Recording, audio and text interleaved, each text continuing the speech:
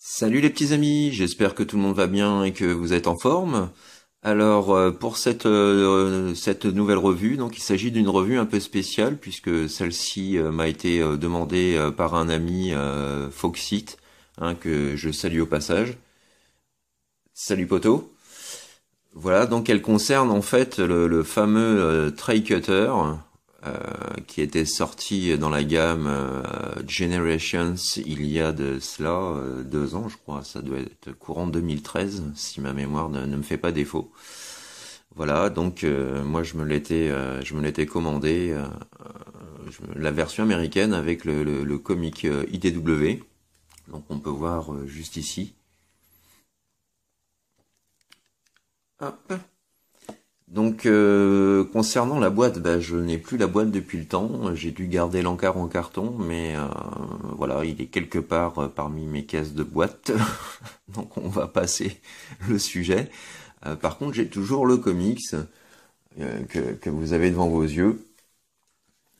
Voilà, comme toujours un superbe comics, j'adore le design des personnages, voilà, ça me fait penser un petit peu au style de mon pote Frédéric, qui se reconnaîtra s'il voit la vidéo. Voilà, on en parlait justement hier. Voilà, superbe comics comme toujours. Il n'y a pas de voilà, comme nous y sommes habitués. Voilà, plein de superbes dessins, une histoire assez sympathique, assez originale. Voilà, pas mal du tout. On retrouve aussi les Insecticons. Et pas mal de petits personnages sympathiques. À noter que voilà, si on regarde bien le comics, Tri-Cutter, je l'appelle Tri-Breaker, hein, c'est le défaut des vieux de la vieille des G1, mais maintenant il s'appelle Tri-Cutter. Donc Tri-Cutter, comme on peut le constater, est ici sous sa forme cybertronienne. Voilà. Nous avons voilà, donc celui-ci, sous la forme d'un véhicule plutôt terrestre, on va dire.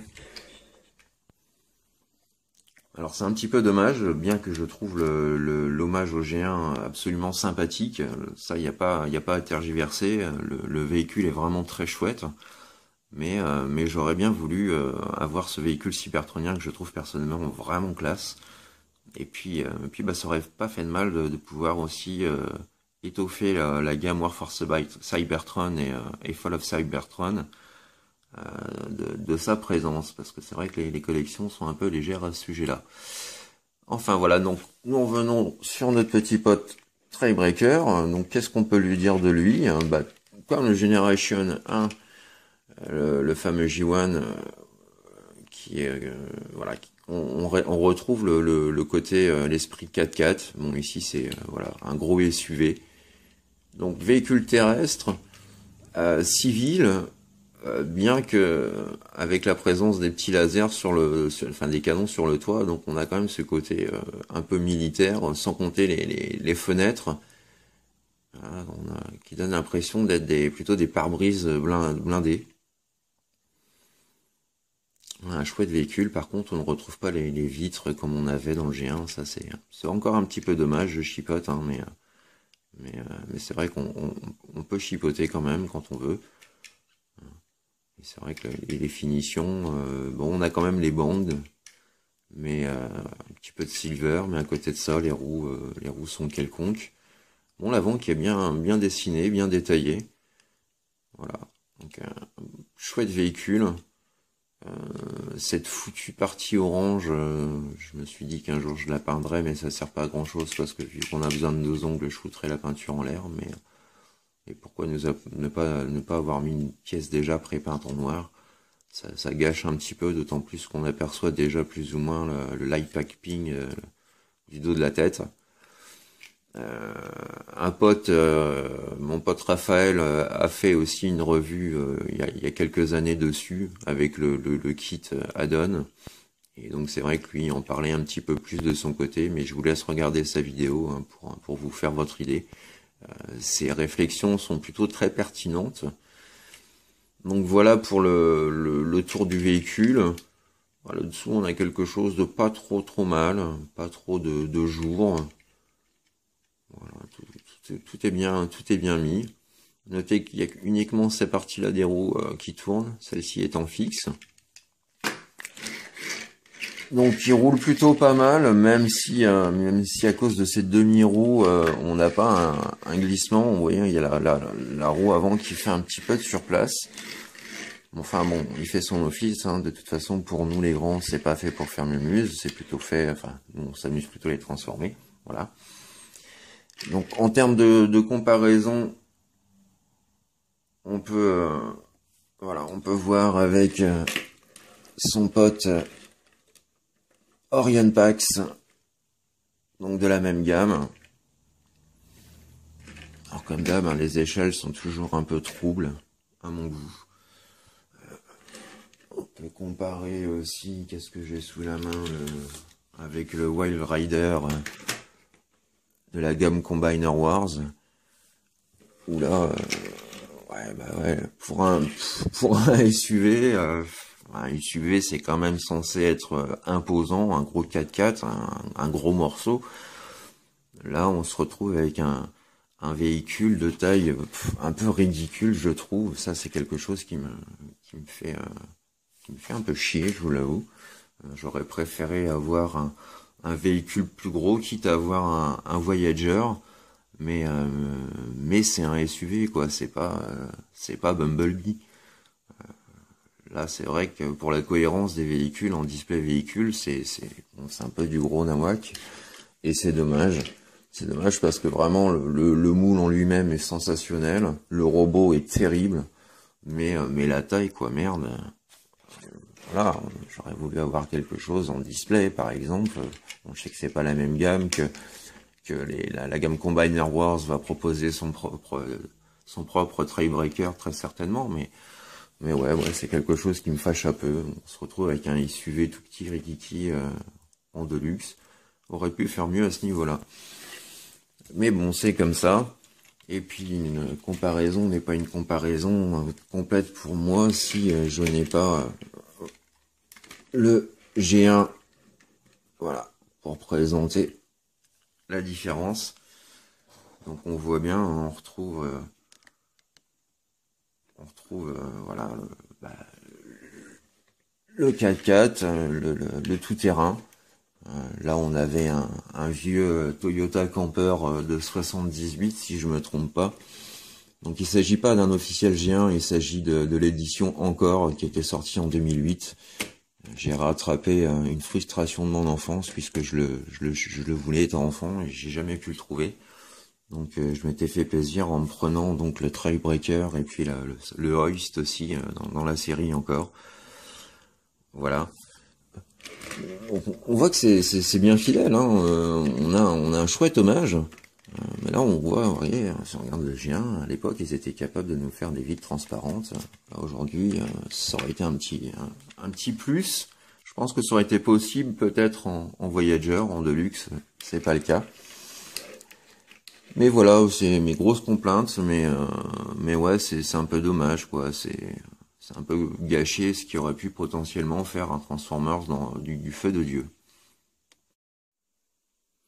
Alors concernant la transformation, je vais diminuer un peu la taille de l'image. Voilà, concernant la transformation, rien de bien sorcier.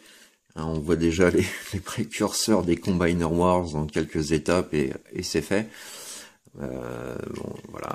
Donc on retire donc cette partie-là, on la dépose pour plus tard.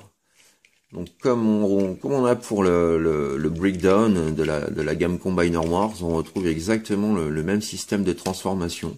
Donc à savoir, on écarte les jambes et on étire, vous voyez, on se retrouve avec le même principe. On fait basculer, à part que sur le Generation, ça fonctionne beaucoup mieux. Surtout, ça lock mieux. Mais voilà, on a déjà du vide. Du vide. Alors peut-être que, bah, encore une fois, le Voyager aurait pu faire quelque chose. Là, le Deluxe, non. Donc, voilà. Mais on se retrouve vraiment avec quelque chose de très très similaire à Breakdown. Mais comme je dis, ça tient bien, ça se clipse bien sur Breakdown. Là, j'ai cette partie-là qui fout tout le temps le camp. Voilà, donc ensuite, on va venir rabattre ces tout petits petons. Poil au cucu, poil au fion. Voilà, toute petite gambette. Voilà, on va passer donc à une étape qui pour moi fait partie de, voilà, et pour moi l'étape la plus intéressante avec celui-ci. Bon là rien de très sorcier. Voilà, on fait comme ceci pour le moment. Ensuite, on revient vers la partie avant du véhicule et on va donc au niveau du logo. Voilà, premier clic et deuxième clic. Voilà. Vous avez donc cette partie-là, le haut du capot qui vient se détacher. Donc vous allez, voilà, lever cette partie-là. À nouveau, fixer de façon à ce que le buste, enfin une partie du buste soit loquée. Et ensuite, voilà ma partie préférée. Je trouve l'ingénierie vraiment bien fichue là-dessus. On va venir remonter comme ceci le nez du véhicule. J'ai mal mis les roues. Et on va descendre le tout jusqu'à ce qu'une partie de la vitre avant vienne former, voilà, le haut du capot. Voilà, j'aime beaucoup cette étape de transformation. On se retrouve pas avec un gros backpack. Tout est bien compact. Là, on retrouve les vitres latérales qui se retrouvent ici. Donc là, cette partie-là, je trouve que, voilà, au niveau d'ingénierie, les mecs se sont bien croisés la tête. C'est pour moi la partie la plus agréable à manipuler. Et ça lui fait voilà, un superbe torse. J'ai arrêté de gigoter dans tous les sens. Mais c'est vrai que le mode robot est pour moi quand même le mode le plus abouti des deux. Ensuite, vous avez ces petites parties-là, en plastique. Vous avez les petits ergots. Vous allez monter le tout jusqu'à venir les loquer au niveau, en fait, des essuie-glaces. Des essuie-glaces. Excusez-moi. Au niveau des rétroviseurs latéraux. Oula, les essuie-glaces. Ah ouais, je vais en entendre parler de celle-là. Désolé. Donc voilà. Donc le torse est fait. Les épaules, alors là sur celui-ci, ouais, ça s'enfonce pas super. J'ai un petit jour, mais bon. Voilà. Pour les bras. Ensuite, donc vous avez ce qui était, voilà, la partie des portières. Vous allez donc la rabattre autour du bras. Donc même chose ici. Et voilà. Et là c'est pareil, c'est voilà, on n'a pas de partie comme ça, comme certains Transformers, ça c'est pareil, j'aime pas trop des grosses parties, voilà. Là ils ont quand même pensé à mettre une petite charnière, et hop, ça lock. Ça fait un avant-bras bien calibré, bien proportionné. Voilà, encore un petit plus. Et donc on n'oublie pas le cuculate et tête. Et voilà notre ami Tri-Cutter en mode robot.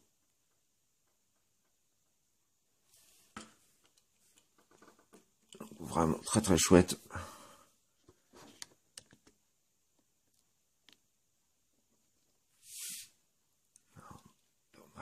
peu, je sais pas, voilà, le visage. Alors c'est dommage parce qu'il y a un joli light piping bleu, mais cette partie-là vient cacher l'effet de lumière. Mais sinon, voilà, le regard est vraiment chouette. Donc, concernant les articulations, justement, voilà, donc on peut faire en rotation de la tête. Les épaules, à 360. On peut écarter le bras, tourner l'avant-bras, le coude se plie. Ce sont essentiellement des rotules, hein. J'ai pas noté ratchet nulle part. Voilà, le torse. Ça c'est pas mal par contre, vous voyez, c'est du Deluxe, on est capable de le faire. Un petit torse orientable pour les poses dynamiques. Pas mal du tout. La jambe. Avant, arrière, une bonne amplitude. Là, si je vais jouer au foot, voilà, il nous l'a fait à la Maradona. Boosté au stéroïde. Oh là là. Autant pour moi. Voilà un petit peu le genou, la jambe et le petit orteil, mais ça c'est normal, c'est plus par rapport à la transfo. Voilà, donc très agréable à manipuler. Superbe visage, je reviens dessus, mais c'est vrai que la sculpture, le design du robot, contrairement au véhicule, le design du robot est vraiment plus dans l'esprit du comics, plus dans le style cybertronien. Et voilà quoi, il dépote, y a pas à dire. Boum, je m'en doutais. La surface n'est pas très stable. Voilà. Donc on a également donc l'arrière du véhicule en fait voilà, que l'on peut plugger à certains endroits.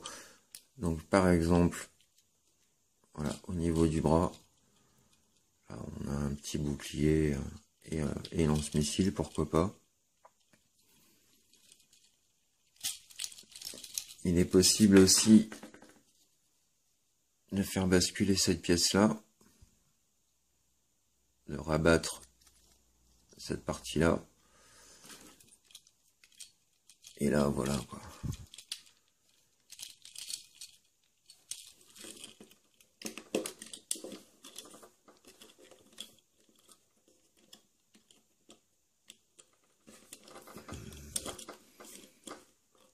Allez, fais une chouette pause là. Voilà.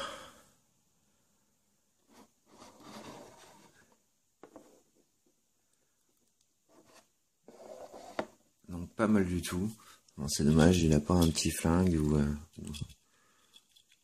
ou autre. Après, il faut le kit pour avoir à la fois les stickers et puis les quelques pièces qui rendent hommage au jouet.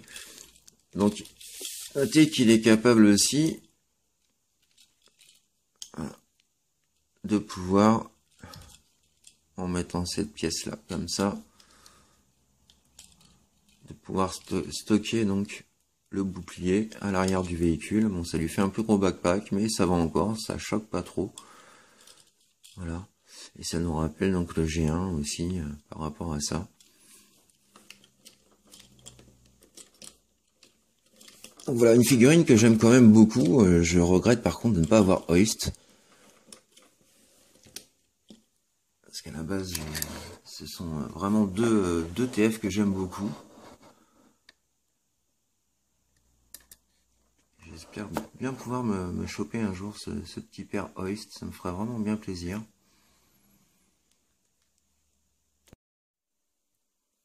Voilà, donc on va peut-être pouvoir finir par un comparatif d'échelle, tiens. Pourquoi pas? Alors,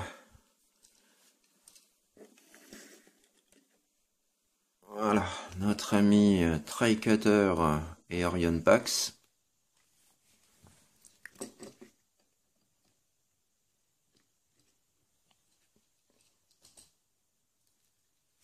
Mister Bumblebee de la gamme Generations. Mais depuis quand t'es plus grand que moi, toi? Oui.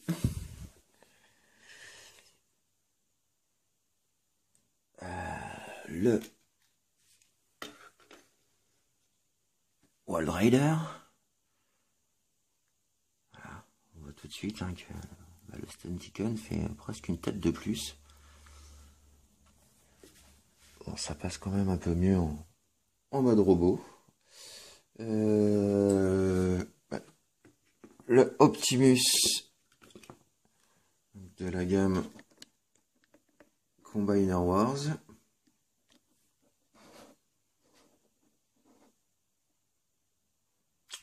Logiquement, il devrait être un petit peu plus gros. Un tiebreaker un peu plus grand.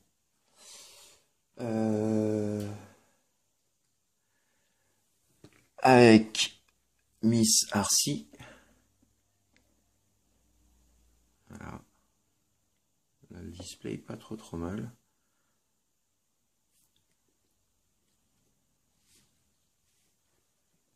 Avec, on va plutôt la mettre là, Chromia.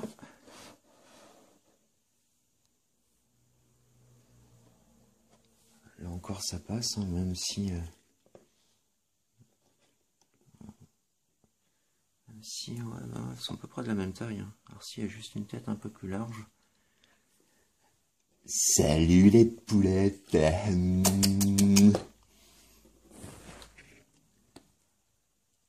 Et puis pour terminer, bien entendu, notre Tiebreaker Generation. Donc comme je vous le disais, il s'agit bien de la version encore, le viseur est bleu, dans le G1, le jouet G1, le viseur est rouge. Mais voilà, donc comme je vous en parlais, on retrouve donc ces deux petits canons hein, qui font penser au canon que porte Tiebreaker au niveau du jouet. Et puis on retrouve aussi cette hop, voilà, cette pièce là. Voilà, toujours pour nous faire rappeler le Tiebreaker, mis à part que ce que j'aimais bien sur le Tiebreaker, c'est que la pièce était amovible. Donc, quand on transformait, on n'avait pas à se retrouver avec cette énorme pièce là, comme c'est le cas pour Tri-Cutter. Voilà, en véhicule, là on pouvait l'enlever, donc voilà, je rejoins une fois de plus mon ami Raph par rapport à ça. Il a été plus clair, moi je résume juste la chose, mais c'est vrai que bon, voilà, ça reste malgré tout un TF à posséder pour moi parce que il a de la gueule, il est bien fait, la transformation est tout de même bien pensée. Parce que du Tiebreaker ou du Hoist dans les gammes d'aujourd'hui, c'est quand même pas, ça court pas les rues. Et puis la finition globale est vraiment très propre. Voilà, malgré le fait, pour moi, le point premier et négatif et le seul à mon goût, c'est que c'est pas du Voyager. Ça aurait été un Voyager, ouais, je lui aurais mis tout de suite un bon 9 sur 10. Là, je lui mettrais un petit 7 sur 10 parce que j'aurais, voilà, le Deluxe pour un SUV, non, ça passe pas trop. Enfin bon, ce n'est que mon avis. Donc j'espère mon cher Foxy que ça te découragera pas si tu veux te l'acheter, hein, je te rassure, il vaut le coup.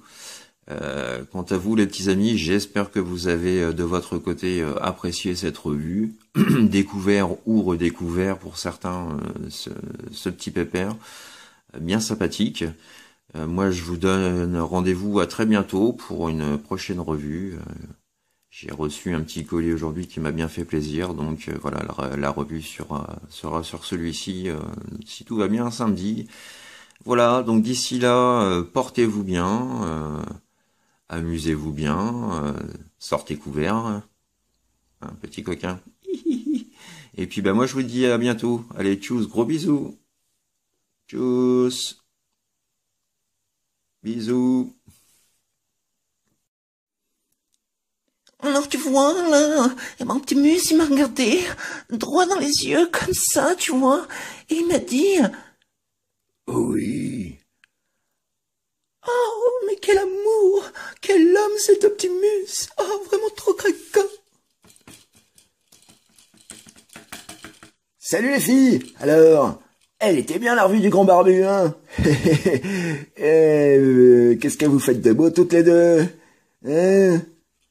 Dites, vous faites quelque chose ce soir? Ça vous dit un plomb à trois?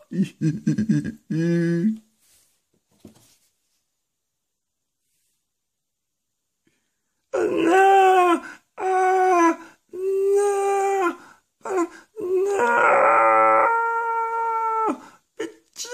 Tiens, saloperie, prends ça, et ça, et ça, tiens, tiens, non. Quel pauvre naze, loser, rigolo, le mec, il se prend pour Optimus.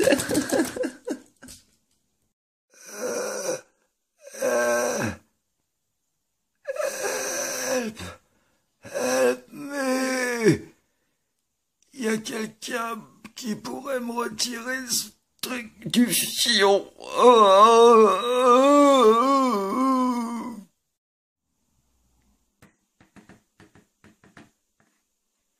Ah, c'est jeune.